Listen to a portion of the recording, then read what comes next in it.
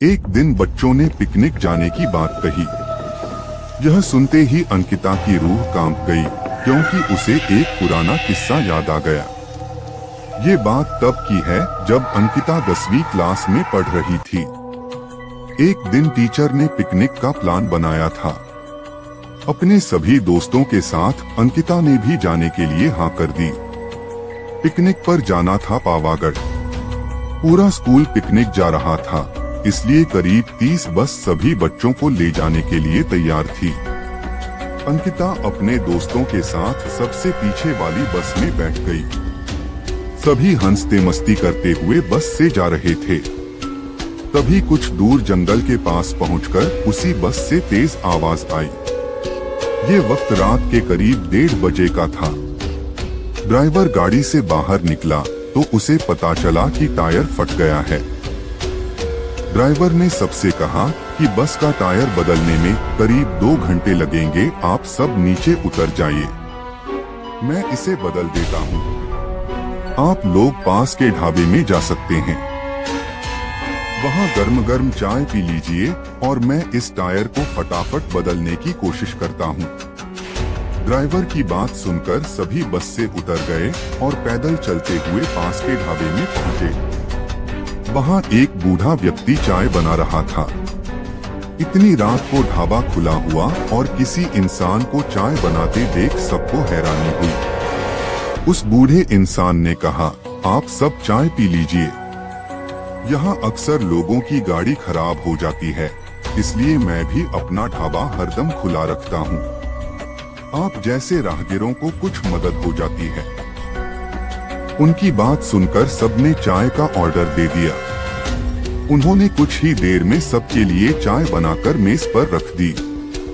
चाय पीते हुए अंकिता की आंखें एकदम ढाबे की छत की तरफ गई। वहां अंकिता ने एक औरत को सफेद रंग की साड़ी में खुले बाल लहराते हुए देखा।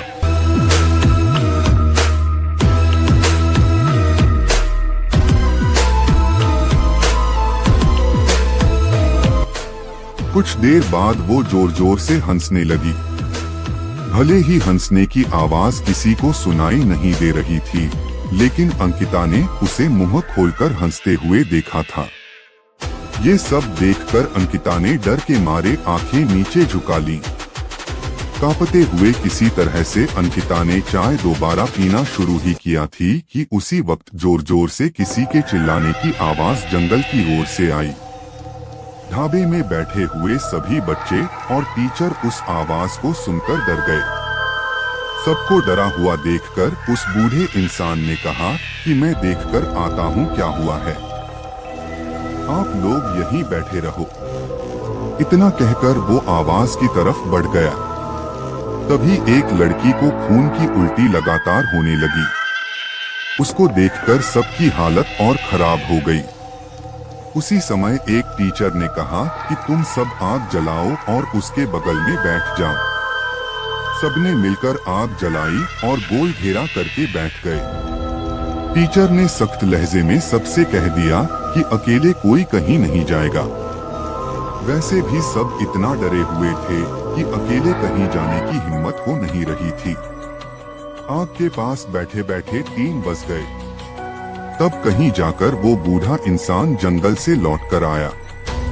उसने सबकी तरफ देखा और कहा कि उस चीख को सब भूल जाना, नहीं तो जीना मुश्किल हो जाएगा। इतना कहकर वो ढाबे के अंदर चला गया।